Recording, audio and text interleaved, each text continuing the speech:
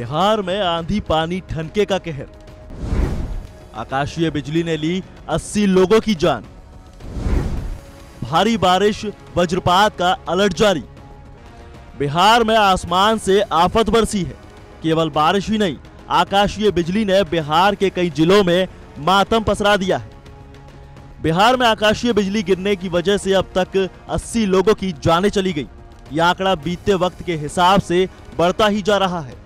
बिहार में 10 अप्रैल को अचानक मौसम ने करवट ली और भारी बारिश के साथ आकाशीय बिजली यानी वज्रपात या फिर ठनके ने बिहार के अलग अलग इलाकों में लोगों पर कहर बरपाया है। आकाशीय बिजली की वजह से मरने वालों में किसान सबसे ज्यादा है, क्योंकि जब बारिश शुरू हुई तो उसके बाद किसान अपने अपने खेतों में कटे हुए फसलों को भीगने से बचाने में लगे हुए थे। कहीं खेतों में तो कहीं खेतों से लौटने के दरमियान हादसे के शिकार होते चले गए।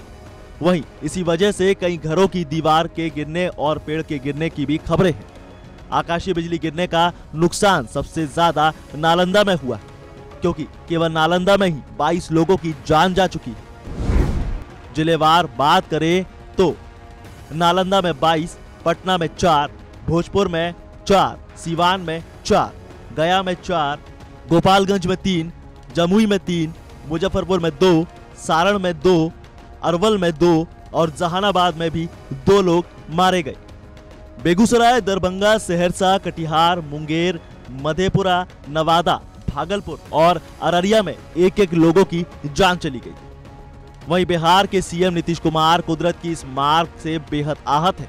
नीतीश कुमार ने वज्रपात में लोगों की जान जाने पर दुख प्रकट किया है। साथ ही मृतकों के परिजनों को तत्काल प्रभाव से 4-4 लाख रुपए अनुग्रह अनुदान देने के निर्देश दिए हैं। मौत की संख्या तो अभी तक में ऐसी आया है और मरने वालों के प्रति हम संवेदना व्यक्त करते हैं।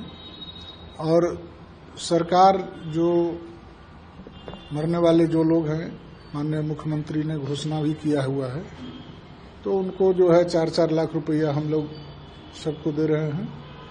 और फिर जो है आंधी पानी से काफ़ी जो है लोगों का नुकसान हुआ है, फसलों का, किसानों को भी नुकसान हुआ है, उन सब के बारे में भी हम लोग जो है कर रहे हैं व्यवस्था। और सरकार जो है इस पर पूरा गंभीर है और गंभीरतापूर्वक जो है हम लोग काम करने जा रहे हैं। इतना ही नहीं, सीएम नीतीश कुमार ने लोगों से यह अपील भी की है कि खराब मौसम में पूरी तरह से अलर्ट रहें। साथ ही आकाशीय बिजली की चपेट में आने से बचने के लिए आपदा विभाग की तरफ से जारी हुए दिशा निर्देशों का गंभीरता से पालन करें। वहीं बताया यह भी जा रहा है कि बिहार में कुदरत के कहर का खतरा अभी टला नहीं है, क्योंकि बिहार में अभी और भी भारी बारिश होने की आशंका जताई जा रही है। इतना ही नहीं, आशंका यह भी है कि वज्रपात फिर से हो और ओले भी गिरे।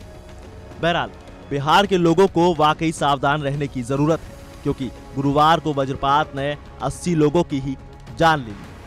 यह आंकड़ा यहीं पर थम जाना चाहिए।